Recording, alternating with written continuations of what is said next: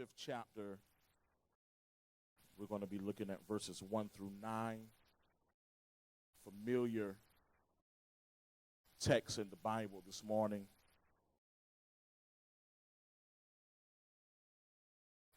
John chapter 5, verse 1 through 9. Have it, say amen. If you don't, say, hold on just a minute. John chapter 5, verse 1 through 9. I'll be reading from the New Living Translation. And it reads, afterward Jesus returned to Jerusalem for one of the Jewish holy days. Inside the city near the sheep gate was the pool of Bethesda with 5 covered porches. Crowds of sick people, blind, lame, or paralyzed, laid on porches. One of the men lying there had been sick for 38 years. When Jesus saw him, knew he had been ill for a very long time, and he asked him, would you like to get well? He said, I can't, sir, the sick man replied, for I have no one to put me into the pool when the water bubbles up. Someone else always gets there ahead of me. Jesus told him, stand up, pick up your mat, and walk. Instantly, somebody shout, instantly. Instantly, the man was healed. He rolled up his sleeping mat and began walking.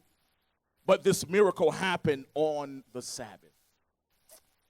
For the sake of preaching this morning, we're going to look at verse 7. And it says, I can't, sir, the sick man replied, for I have no one to put me into the pool when the water bubbles up. Someone else always gets there ahead of me. We're going to hang our head and park right here. And I want to preach from the subject, no more excuses. Look at your neighbor and say, neighbor, no more excuses. Father, it is in Jesus' name, God, that we are here this morning to declare your word. God, I ask you to hide me behind your cross, God, and I cannot say it unless you have me to say it. So, God, consecrate me now to thy service, Lord, by the power of grace divine. Let my soul look up with a steadfast hope, and my will be lost in yours. God, let something be said today, not to just tickle the ears, but penetrate the hearts and the minds of the people that they may live from day to day. In Jesus' name we do pray. Let everybody say amen. Look at your neighbor and say, neighbor, no more excuses. Brothers and sisters, I've come today to share with you that life sometimes deals us a great deal. Life sometimes, or the bum break, can be filled with helpless and hopeless happenings. Sister Monica, life will oftentimes bring about situations that will try to detour and distract you from your purpose. The cares of life, my brothers and sisters, will attempt to leave you in a lame or paralyzed predicament, causing a psychological burden to the point where you feel internally worthless. Do I have anybody here this morning that has been through some of life's most difficult challenges, and you find yourself very frustrated, very annoyed with the cares of this world? Some of you today, if you'll be honest, have made excuses because you felt like you were on the edge of a breakthrough. But your predicament has worn you out and burnt your hopes up in the flames of anxiety. But I come to speak life into you this morning and encourage you that no longer will you make excuses. Look at your neighbor and say, neighbor, I will no longer make excuses. We have to serve notice on the devil and let the devil know that no longer will he keep us bound and stuck in our situation. We have to learn that we serve a God that always has a way of stepping on the scene of our situation and flipping the script. If we'll take an interview this morning with the woman with the issue of blood, she'll tell you that Jesus will intervene on your situation. If you'll chat with Jairus' daughter, she'll tell you that Jesus will disrupt death. And if you ask the disciples who were trapped in the storm, they will tell you that he will give you great peace in the middle of your storm. And have anybody here this morning that know that God will give you great peace in the middle of your storm, in the middle of your situation? Whatever you're going through, God will give you peace in the middle of your storm. I don't know who I'm talking to this morning, but I come to tell you that you can testify and he'll make a way out of no way, that he'll open the door that seemed to be shut. He'll put food on your table, clothes on your back. Does I have anybody here this morning that are thankful for a God that can do it just in the nick of time? He'll open up a door. He'll be a sustainer. He'll be a keeper. We know him to be a healer. We know him to be a mind regulator. That's the kind of God that we serve. So as we peruse through the text this morning, we find out here that there is Jesus who has been on a journey performing miraculous miracles. All the way from Judea to the Sea of to Galilee, Jesus then shows up to a festival in Jerusalem. It is here at the time of our text that he observes a large crowd of sick people laying by the pool near the sheep gate. What happens is he then encounters a lame man who has been laying at the pool sick for 38 years. There were others who were laid there with issues and challenges, but Jesus steps in the middle of this problem and he asks the question, would you like to get well? What baffled me the Brumbray is this man's response. He replies not with an answer, but he replies with an excuse. Here it is, Jesus sees all of these people, and he walks past them and walks over to this man and asks him, does he want healing? If we're honest this morning, some of us have been just like this man. We've been in situations where we have felt stuck and unable to move, and when God shows up to heal us, we offer excuses. But I come to tell somebody this morning that excuses will prohibit you from experiencing the promises of God. You can no longer make excuses if you want to seek the promises of God. You can no longer sit there and wallow in your frustrations and ask God, I need you to show up, God, I need you to do this. But when God shows up, you make excuses. Look at your neighbor and say, neighbor, no longer will I make an excuse. So here it is. I discovered too often that we'll make excuses rather than getting healed, oftentimes because our condition is the only thing that's keeping us relevant. Some people, Sister Monica, I learned, thrive off the attention of their affliction. Because if they didn't have no affliction, nobody would really pay them any mind. So what they do is they sit in a stupor, complain about their situation, so they can get more attention. But here it is. There are some folks who not only thrive off the attention of their affliction, but they thrive off of being stuck. And in this season, may I serve notice on you to be careful of people who continually use their affliction as an excuse and they can't get up and walk into their purpose.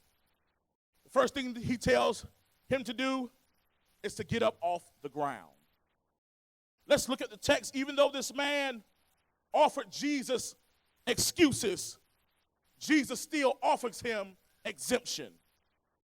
Jesus tells this brother to do something that he really could not do.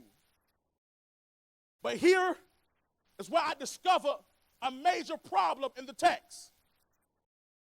You mean to tell me, even though you're lame, others around you are sick, but you find a way to get what they need?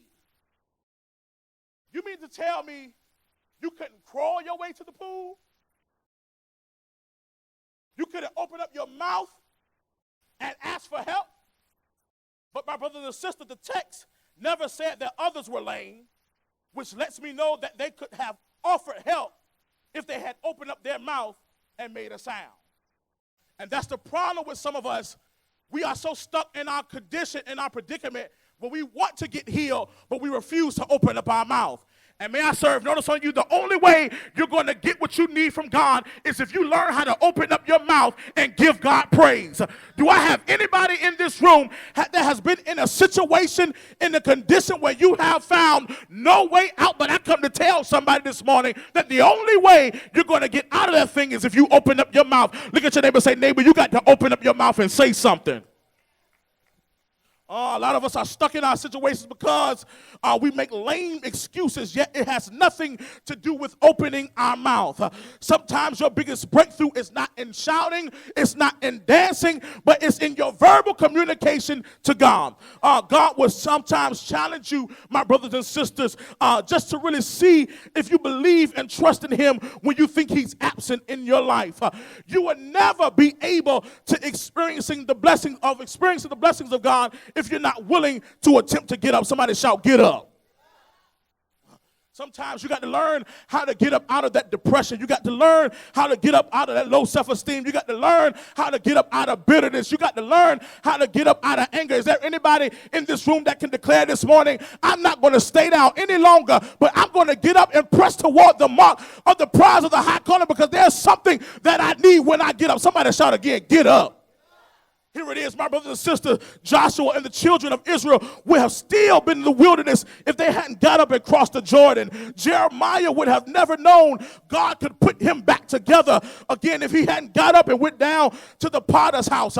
May I serve notice on you this morning that we will all be on our way to hell if Jesus had not got up for the remission of our sins. I dare you look at your neighbor and say, neighbor, no more excuses.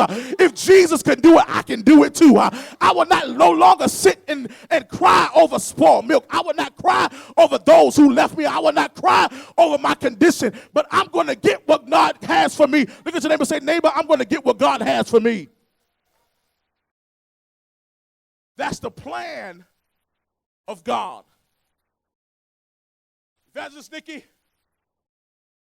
and I'm going light this morning, that Jesus then tells this man to walk. It's amazing because this man had not walked in 38 years. But in less than 38 seconds, he's walking again. And what happens is Jesus heals the man beside the pool and without touching him or touching the pool. See, y'all missed the text. You got to read the text. Jesus healed this man beside the pool without touching the pool. Okay, let me get you. Jesus in chapter 4 is in Samaria. And they're at the well, and he tells the Samaritan woman, I am living water. Y'all gonna make me work harder. I was trying to go light, but I got to now exegete the text. He tells him in chapter 4, that I am living water. He tells him in chapter 5, get up, take up your mat, and walk. The man has not walked in 38 years. He's laying beside the pool. And if you remember, the pool was the place of healing. This man spent 38 years putting his faith in the pool and not in God's power. And how many of you this morning can be honest and testify, I'll make number one, that sometimes we put our faith in the pool of our money, in the pool of our frustration, in the pool of our friends, in the pool of our family. But God says you have to stop putting your faith in the pool and put it in my power. This man is healed beside the pool. He never makes it to the pool. Jesus shows up and asks him, would you like to be made whole? He heals this man without touching the pool. Reminder, when the water bubbles up, the angel came down and troubled the water. So that means everybody else who saw this man laying there walked past him to get in the pool because that was the place of healing. But we serve a God that's so much God and has so much power that he will heal you outside of the thing that you're trying, outside the place that you're trying to get to for healing. That's why when you go to church, some of you go and see these prophets and you go running from church to church and you try to get your healing when God says all you need to do is get in my presence. And in my presence, there's fullness of joy.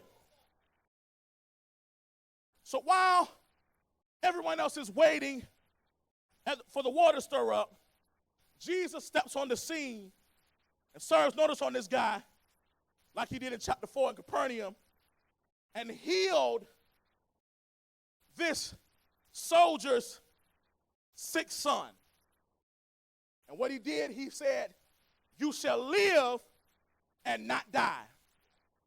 I've come to encourage somebody this morning and let you know that God is getting ready to raise you back up on your own 2 feet.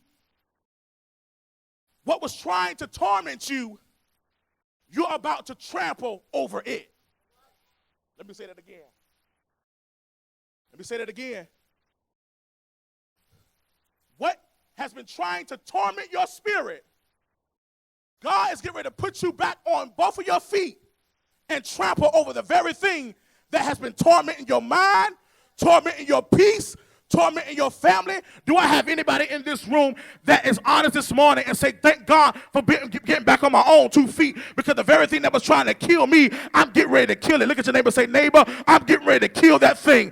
I'm getting ready to kill that enemy. I'm getting ready to shut the devil down. He's been tormenting my mind, playing with my emotions, but no longer today. I am killing the enemy. And that's the thing I love about God. He has a way of killing the very thing that's been trying to kill you. And what really blew my mind is not only does Jesus tell him to get up and walk, but he tells him to do it in front of the same people who saw him laying there.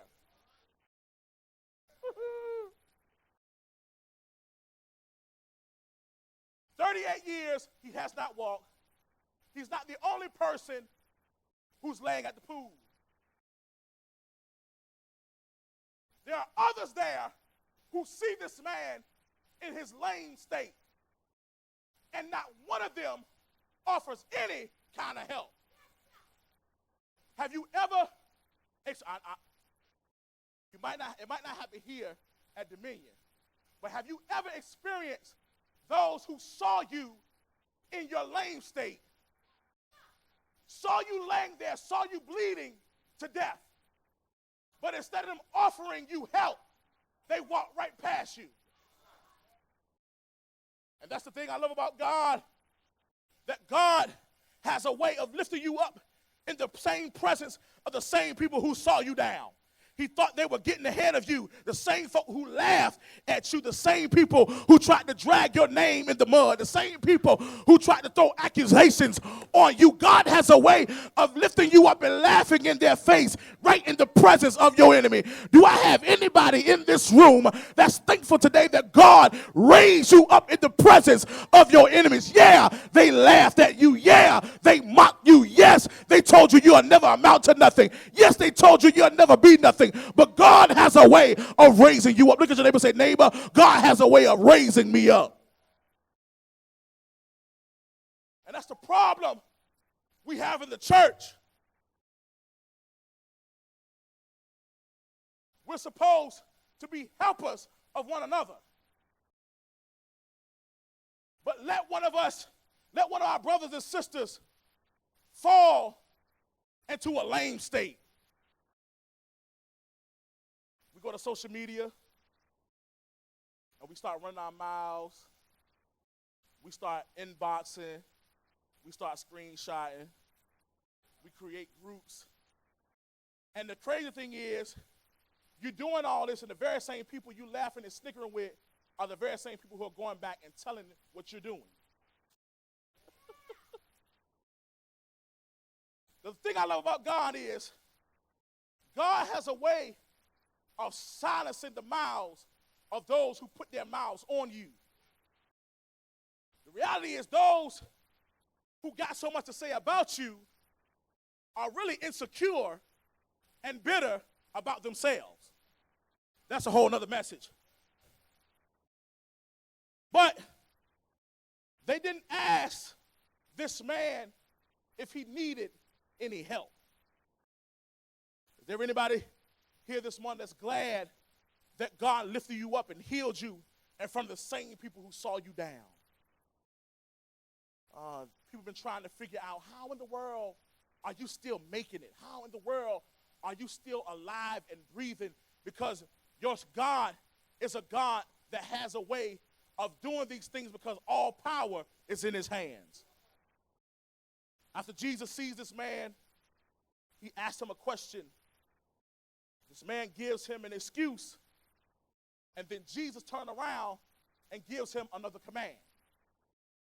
He then says, pick up your mat and walk.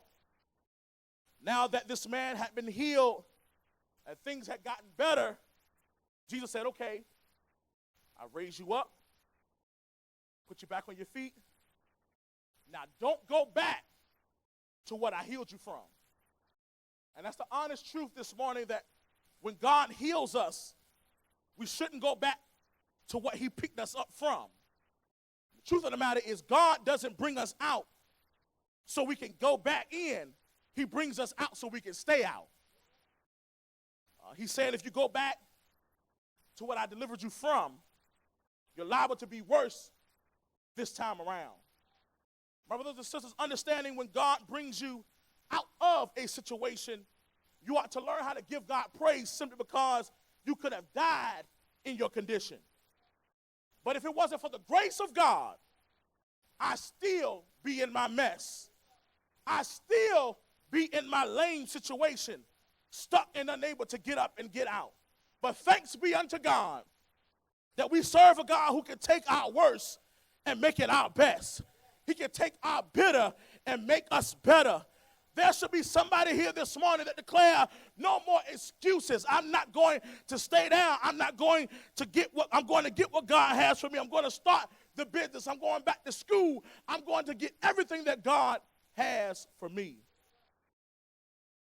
I'm not going to stay stuck. But I'm going to get up and I'm going to move forward for what God has for me. That's why Paul penned and wrote, I'm forgetting those things which are behind me, and I'm reaching for the things that are before me. Look at somebody say, I press. Pressing takes lots of precision and power. You remember the woman with the issue of blood? She had been stricken with that issue for 12 long years. But she mustered up enough faith and courage in herself and said, but if I could just touch the hem of his garment, I know I'll be made whole. She crawled her way to Jesus. And not only did she crawl her way to Jesus, she crawled her way through people that could have helped her up to get to Jesus.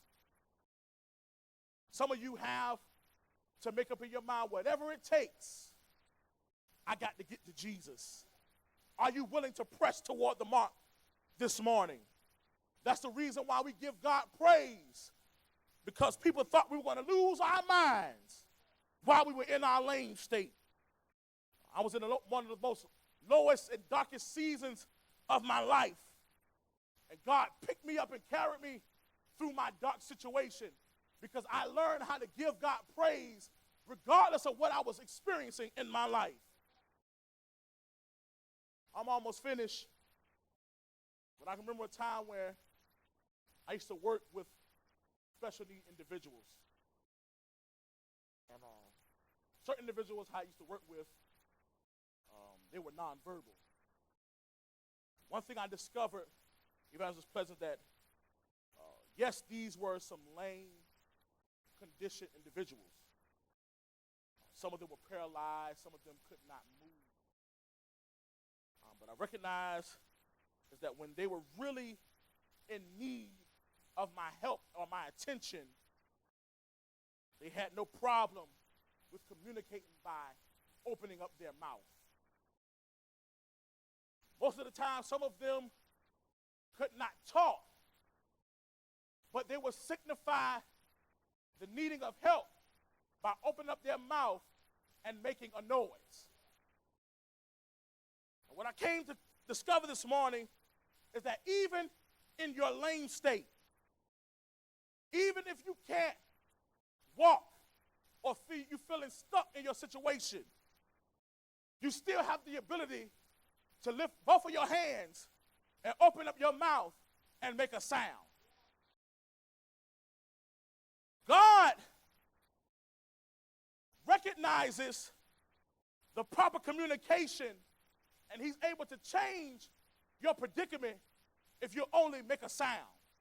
And is there anybody in this room this morning that came to church stuck in their lame situation?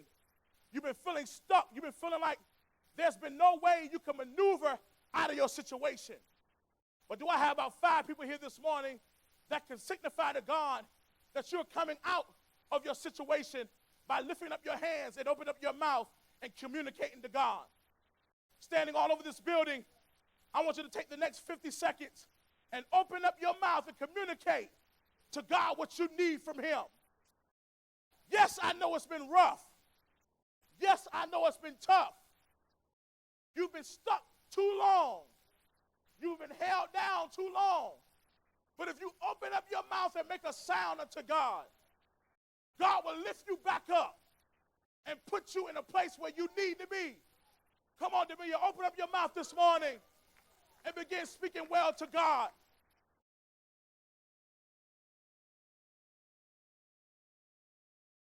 We've been down too long.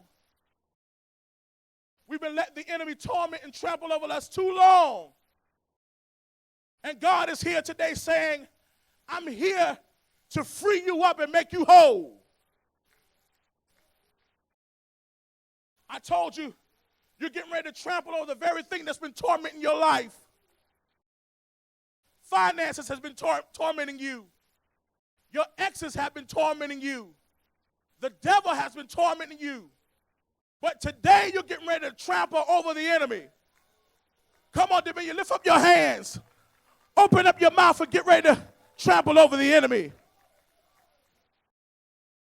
As you open up your mouth, the enemy is departing out of your life.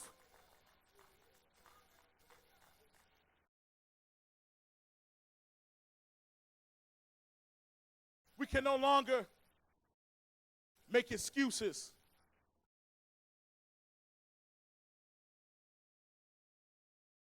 God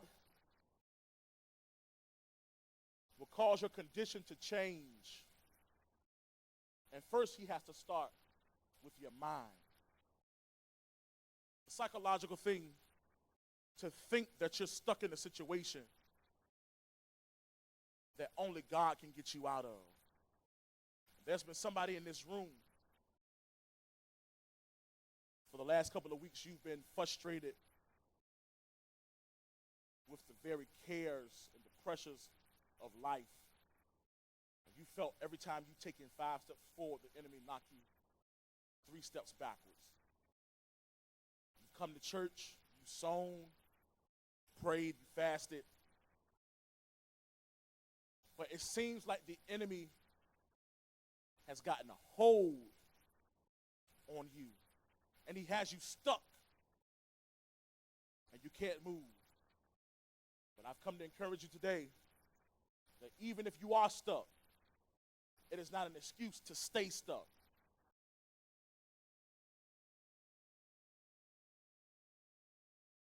If that's you this morning, I want to pray for you. I want to pray with you. Because I too have been in a place where I felt stuck. I too have made the excuse of why I can't get out of what I'm in. And it's because the enemy has had control over my mind for so long, where I thought that there was no other way out. But sometimes God has a way stepping in the scene of your situation, flipping the script of your story. He's getting ready to change your condition. If that's you this morning, meet us at the altar. Meet us here. Don't think about it. Don't contemplate it.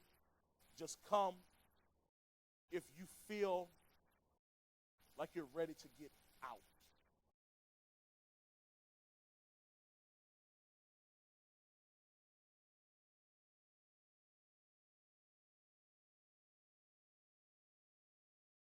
He's not the only one.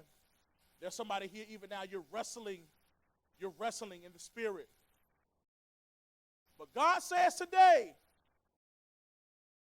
you will not make an excuse while in your situation. I'm commanding you to pick up your mat and walk. I didn't even deal with the mat